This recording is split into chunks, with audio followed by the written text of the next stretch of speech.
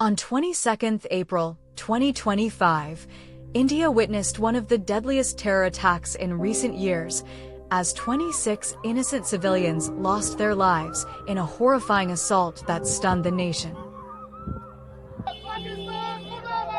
The Indian government took a firm and unprecedented stance, implementing a series of strong diplomatic and strategic measures. These included the suspension of the Indus Waters Treaty, visa restriction, and a complete halt of bilateral trade. But the real game was 15 days later.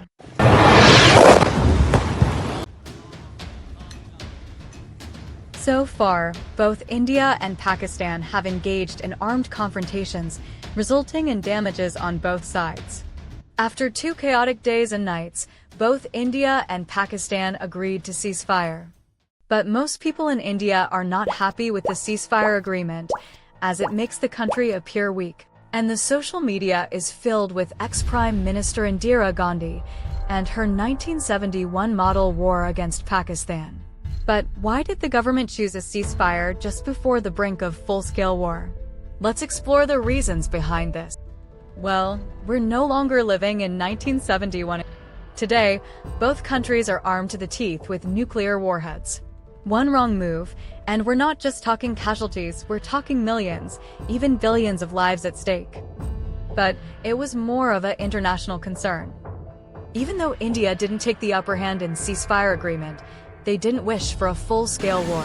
India could 100% take down Pakistan in a few missile exchange, but such a victory would come at an unbearable cost. India is one of the fastest-growing powers in the world.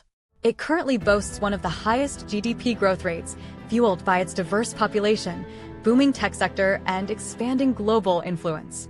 But a full-fledged war could bring all of that crashing down.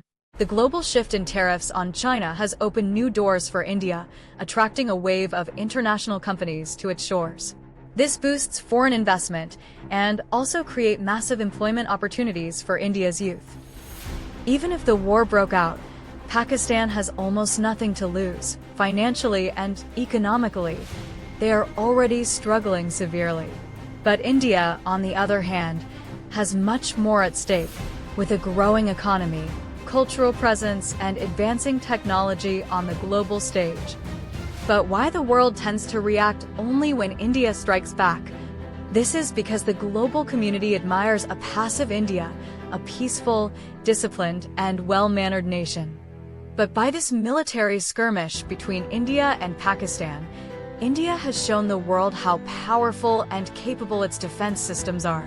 There are reportedly 500 to 700 Chinese and Turkish drones and missiles have been intercepted and neutralized by India's defense systems without a single casualty, a powerful display of how precise, advanced, and unshakable our defense capability truly is. And remarkably, all of this was achieved without even tapping into 10% of the nation's true potential.